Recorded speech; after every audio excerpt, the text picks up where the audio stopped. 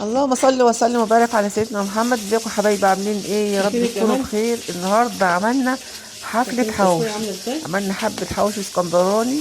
قسما بالله انا بحبش احلف كتير. حاجة كده اخر عظمة. تحفة جدا جدا. الريحة جايبة لاخر الشارع. هنخش على الفيديو نشوف عملناها ازاي. في البداية انا عملت معاكم فيديو العجينة في فيديو المنفصل لوحده عشان ما اطولش عليكم الفيديو. تعالوا نخش على الفيديو. لايك وشير وسبسكرايب لقناة ترند في الخمسين. هنقول بسم الله الرحمن الرحيم. هشتغل في نص كيلو فراخ ونص كيلو لحمة وكيلو إلا ربع بصل.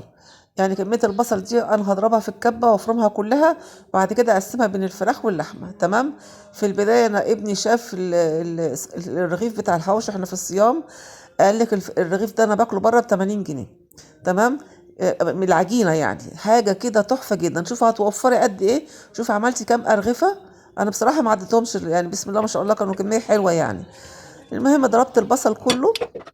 وهبتدي عندي كام قرن فلفل كده هضربهم عشان عايزينه سبايسي شويه. بس طلع مش حامي يعني. المهم ضربنا شويه الفلفل دول حطيتهم على البصل. وهبتدي اقسمهم بين الفراخ واللحمه.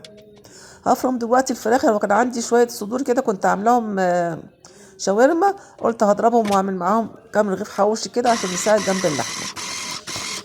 ضربتهم كويس جدا. حطيت شوية البصل وحطيت حبة فلفل. حطيت الكمية كلها. يعني الكمية اللي هستكفى بيها للفراخ. حطيت البهارات ملح وفلفل وزعتر وحتة جوز الطيب. كنت هنسى الملح حطيته في الآخر يعني. المهم أو كنت هنساه. هي البهارات اللي حطيتها للفراخ هي نفسها اللي هحطها للحمة. فنعمت البصل مع الفراخ بقى. وبعد كده خلصتهم وفضيتهم في بولة لوحديها. وهبتدي اشتغل في اللحمة. هفرم برضو اللحمة هي مفرومة طبعا وكل حاجة. بس هديها وش تاني مع البصل والفلفل.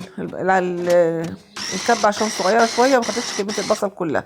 المهم كده خلصنا. ادي الفراخ وادي اللحمة. خلصناهم. والعجينة اللي انا عملتها معاكم في الفيديو اللي قبل كده. هنبتدي نفرد بقى الأرغفة. عملت كام رغيف كده اللي هو متطبق في رغيف فوق ورغيف تحت كده وحطيت بينهم اللحمة. وفي الاخر عملت كام رغيف لوحده يعني حطيت كمية اللحمة في قلبها وعملتها زي البقى كده. المهم هتشوفوا في الاخر حاجة كده بسم الله ما شاء الله. كان فطار تحفة جدا يعني. عملنا حفلة حواوشي.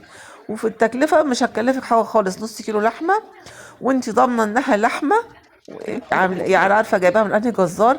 مش زي طبعا الحوش اللي بيجي من بره. ومش هنتكلم كتير في الموضوع دون. وطبعا الفراخ انت عارفه انت جايبه مصدر الحاجه اللي انت جايباها منين. هتاكلي حاجه طازه ونظيفه ومعموله في البيت. فيها وفر جامد جدا جدا جدا. انا عملت الرغيف فردته كده وحطيت حته اللحمه بايديا كده. ابتديت افردها كويس جدا في الرغيف عشان تمسك في الرغيف من تحت. وحطيت طبقه تانية من الارغفه.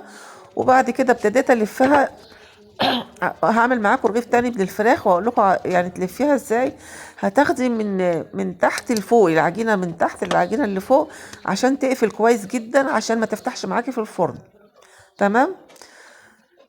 حاسه ان رغيت كتير بس بصراحه الفيديو مهم جدا وتحفه جدا جدا. بصي انا بقفل ازاي عشان الرغيف ما يفتحش معاكي في الفرن.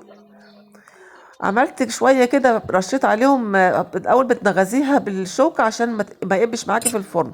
وهرش عليه شويه لبن كده عشان لو هرش سمسم ولا حبه البركه يثبت فيه. الرغيف ده بتجيبيه من بره بكام بالامانه؟ حاجه كده فاخر من الاخر يعني. فضل شويه عجينه كده. قلت اعمل الرغيفه اللي هي لوحديها عامله زي البقجه كده. حطيت كميه اللحمه المحترمه وابتدي افرده وارش عليه من شويه سمسم من فوق. تحفه جدا. الرغيف ده بره ب 50 جنيه. انا مش هنعد عليكم بس بقول لكم فيه وفر قد ايه يعني. حاجه جميله جدا ما شاء الله. اعملها بالطريقه دي هتشم الريحه وهتدعي لي. اللهم اني صايم. قلت اعمل رغيفين ثلاثه كده زي وش بيتزا. حطيت عليه شويه فلفل الوان كنت مفرزاه وحبه زيتون. واحط عليه شويه موتزاريلا من فوق. هيبقى شبه البيتزا بالظبط. تحفه جدا جدا. احط في الفرن بقى ونبتدي نسوي. فضل عندي شوية لحمة وشوية فراخ والعجينة عندي خلصت. جبت كام رغيف كده وعملت رغيف حواوشي البلدي العادي. واسويه من على الجريل من فوق. حطي الكمية بقى حلوة كده محترمة. فضل حتة لحمة صغيرة. قلت عملت ميكس بين اللحمة والفراخ واخر عظمة. اللي حابب بقى موتزاريلا من جوه عشان تمط معاه، حابب مش حابب براحته خالص. عملت كده وعملت كده. وهنبتدي نسويه حبة زيت كده على الجريل او في الطاسة، وابتدي سوي الحواوشي بتاعك. عايزه تحطيه في الفرن برضو، بس كان الفرن عندي مش فاضي بقى، كنا بنسوي وكان المغرب قرب يقدم. بصوا بقى العظمه، بصوا الجمال ما شاء الله. عارفين لو في كاميرا ليها ريحه يا خراشي كنا جوعنا كلنا مع بعضينا. ايه العظمه دي، ايه الحلاوه دي، بسم الله ما شاء الله. لو بصيتي للتكلفه مش هتكلفك تمن رغيفين من بره، بالامانه يعني حاجه تحفه جدا ما شاء الله. عملت حاجتك في البيت يا خراشي. شمي بقى وشوفي، لو شمين الريحه قولولي. حاجه كده فاخر من الاخر.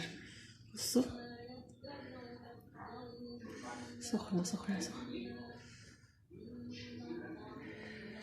اللهم اني صايم. شايفين السوا بتاعها من ورا عامل ازاي؟ شايفين؟ تحفه. لو وصلتي معايا لاخر الفيديو يا ريت ما تنسوناش في اللايك وشير وسبسكرايب للقناه. اشوفكم في فيديو جديد ان شاء الله. مع السلامه.